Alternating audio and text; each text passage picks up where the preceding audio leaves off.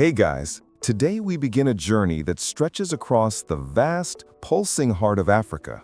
A journey not through dates and dry maps, but through the lives you might have lived, the sun you would have felt, the dust you would have tasted.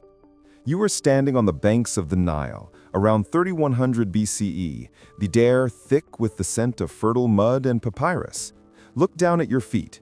You are probably wearing simple linen, perhaps carrying a woven basket of freshly gathered reeds. The heat shimmers off the water, and in the distance, you see the colossal stone workings that defy any reasonable explanation of engineering for the time. This is the moment when recorded history begins, an era of pharaohs and gods walking among men. But I'll let you in on a little secret. If you weren't a priest or royalty, life was probably exhausting.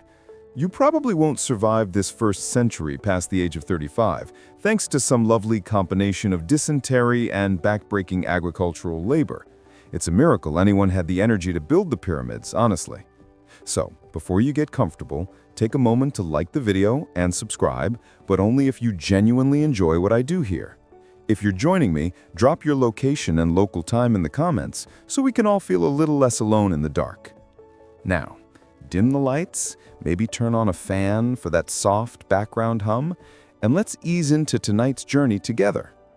You feel the weight of this ancient river system. It's more than water, it's a living timeline.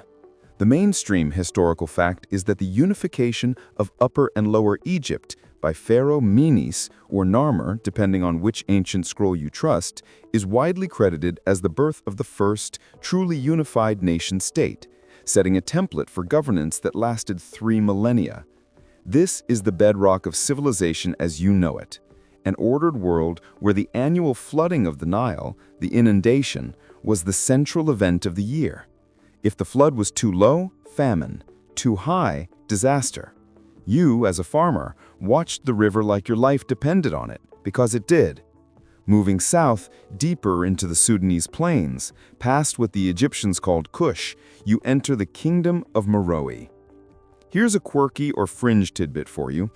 Unlike the Egyptian script, that often remained cryptic and tied to religious texts, the Meroitic script, used in this powerful, later Nile civilization, is still not fully understood, but the Meroites notably developed their own distinct form of writing that was more phonetic, suggesting a unique, localized intellectual tradition far from Mediterranean influence.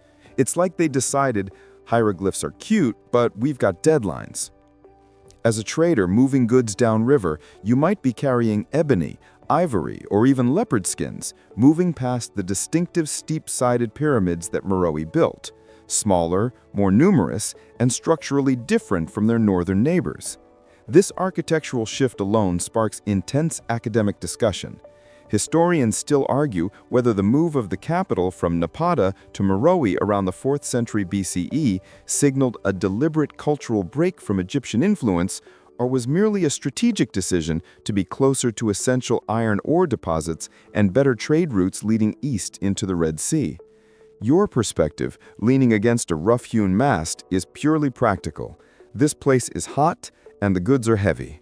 The river flows on, indifferent to scholarly debates. The gentle rocking of the boat fades, and the damp air of the river gives way to the vast, dry breath of the Sahara. You are no longer navigating the Nile. You are now a camel herder, maybe even a merchant traversing the ancient superhighway of the Trans-Saharan trade routes. It's the 8th century, and the world has shrunk, connected by 2 precious commodities: gold and salt. You feel the grit of the desert under your sandals and the sun, a relentless weight pressing down. Hydration is everything, and if you haven't mastered the art of storing water in cured goat skins, well, you truly won't survive this. A bit of friendly advice: always double-check the stitching on your water pouches. A slow leak out here is a faster death than you'd think. Your focus is shifting westward, towards the Sahel, that great transitional belt of land where the desert reluctantly gives way to savannah. This is the realm of empires that rose and fell based on their ability to control the flow of those 2 commodities. The mainstream historical fact anchoring this period is the immense wealth and power of the Ghana Empire, not the modern country, which flourished between the 7th and 13th centuries by meticulously controlling the trade in gold, extracted from the Bambuk and Bure goldfields, and exchanging it for the essential salt mined in the north, places like Tagasa. This wasn't just trade.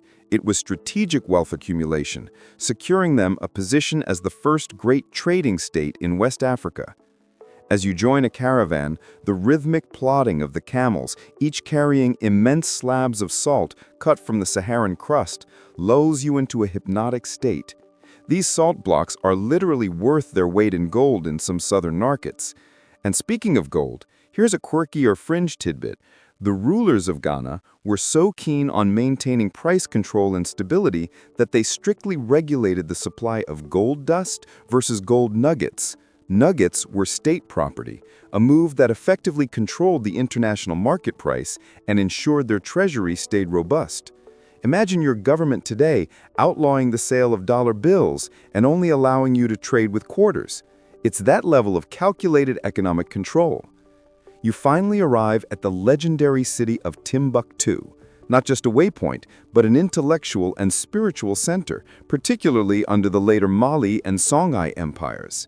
It's bustling, multilingual, and feels like the center of the world. You hear scholars from as far as Cairo and Baghdad debating astronomy and law in the University of Sankore. Historians still argue whether the relative decline of the Mali Empire after the death of Mansa Musa in 1337 was primarily due to internal dynastic struggles and the sheer difficulty of governing such a vast territory, or whether the discovery of new maritime trade routes by Europeans slowly began to divert wealth and influence away from the Trans-Saharan system.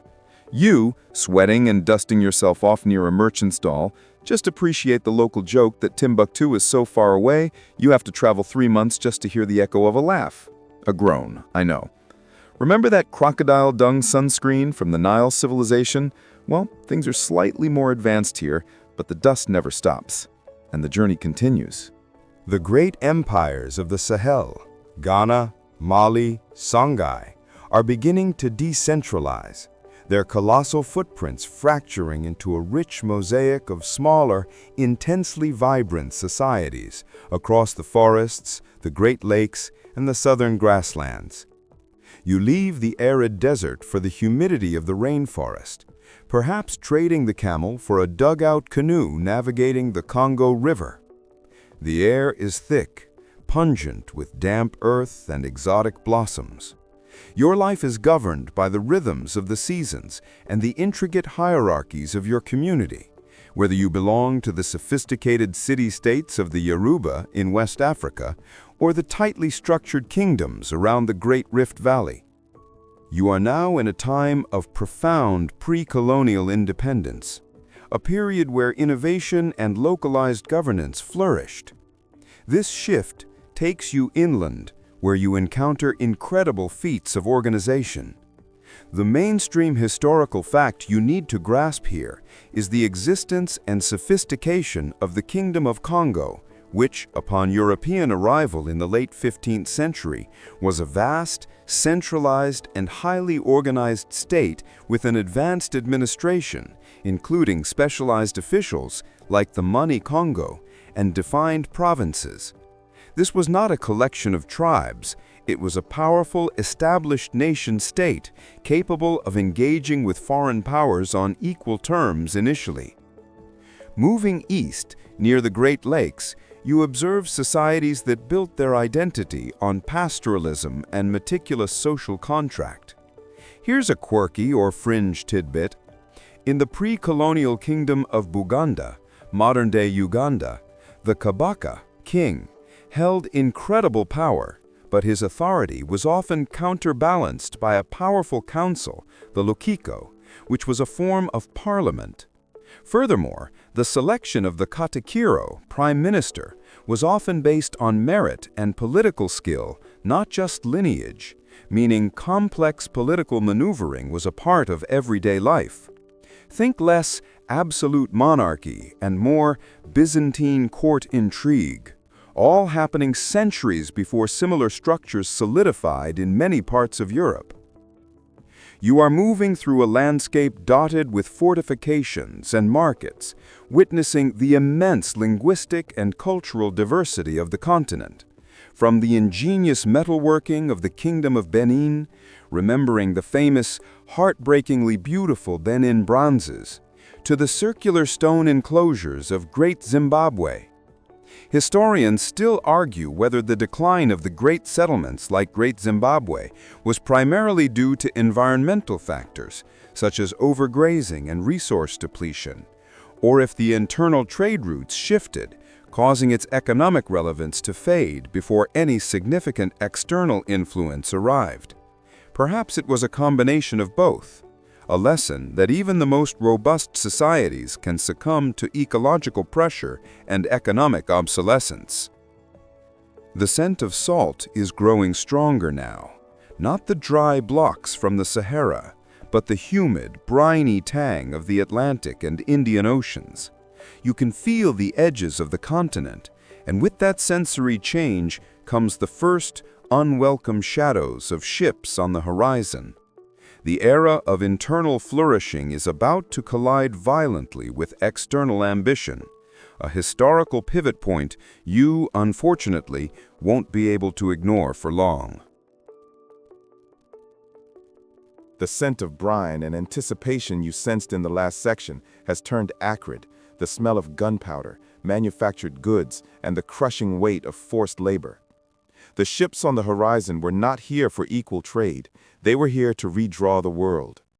You are now living through the Scramble for Africa, a period in the late 19th century where European powers descended upon the continent with astonishing speed and brutality. The intricate social contracts, political systems, and economic networks you witnessed in the pre-colonial era are systematically dismantled, often violently, to fit the needs of distant capitals. You find yourself suddenly identified not by your clan or kingdom, but by an arbitrary line drawn on a map by officials who had never set foot on your land. Imagine your village, which has traded peacefully with the neighboring community for generations, is now separated by a colonial boundary, one governed by the French, the other by the British. This forced juxtaposition of disparate groups into single administrative units is the source of many future conflicts. The mainstream historical fact underpinning this section is the Berlin Conference of 1884 to 1885. This was not a meeting of Africans, but of European powers, including Germany, Britain, France, and Belgium, who met in Berlin to formally carve up the continent, establishing rules for effective occupation and recognizing each other's claims. Crucially, no African representative was present to defend their sovereignty, formalizing the doctrine that Africa was terra nullius, empty land, for the taking, despite the millions of people already living there. Your daily life transforms dramatically. You might be forced to switch from subsistence farming to cash crop production, growing groundnuts for Paris or cotton for London, a system that makes you dependent on global markets and vulnerable to price crashes. Here is a quirky or fringe tidbit about resistance. While many fought pitched battles, groups like the Herero in Namibia and the Maji Maji Rebellion in German East Africa adapted spiritual beliefs to the fight.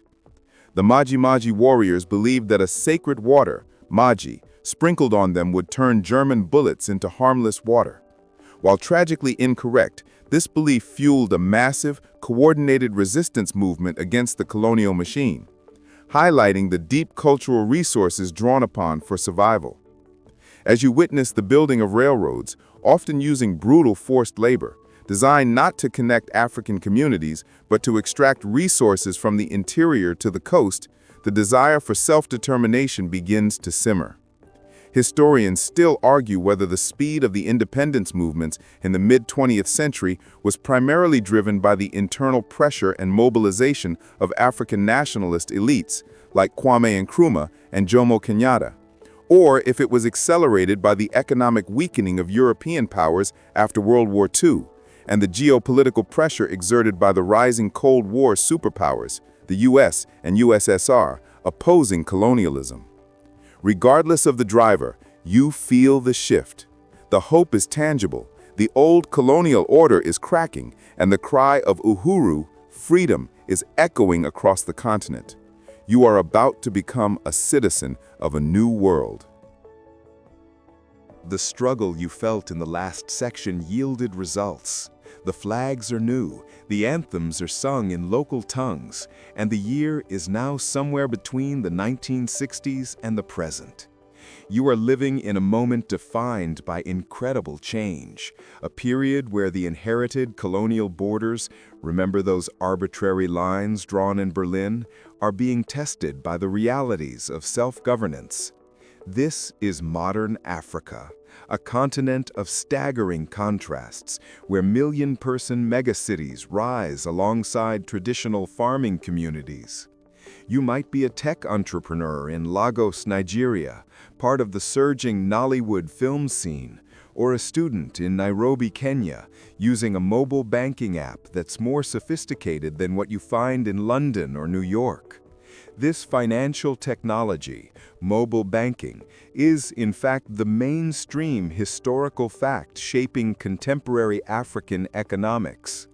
Pioneered by systems like M-Pesa, this widespread, rapid adoption of mobile banking has leapfrogged traditional infrastructural hurdles, connecting rural and urban populations to the formal economy in ways that were impossible just 2 decades ago. The old gold salt routes have been replaced by fiber optic cables and satellite signals. Look out the window of your small flat in Accra, Ghana. The traffic is intense, the street vendors are loud, and the energy is palpable. Yet just a few hours' drive away, you can find a remote village that still measures wealth in cattle. Here's a quirky or fringe tidbit that often gets lost in the headlines. Africa is home to some of the world's most innovative architectural movements, embracing sustainable and local materials. For instance, architects are experimenting with forms of earth architecture, using compressed earth blocks or laterite soil to build modern, energy-efficient structures that naturally regulate heat. It's a sophisticated callback to ancient building techniques, proving that tradition and modernity aren't mutually exclusive. They're just smarter ways to build a house in 40-degree heat. The challenges are real.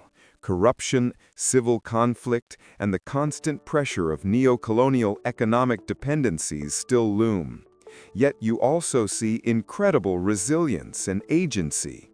Historians still argue whether the greatest long-term threat to the continent's stability is the persistence of ethnic tensions inherited from colonial-era divide and rule policies, or the intensifying impact of climate change, which threatens agricultural stability and exacerbates resource competition in crucial areas like the Sahel and the Great Lakes region.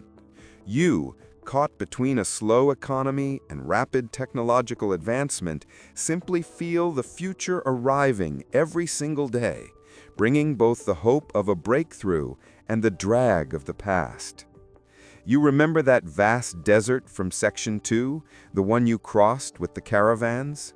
Today, that same desert is a potential gold mine for solar power, a clean energy source that could transform the global energy map. The journey from the ancient Nile to the digital savannah is complete.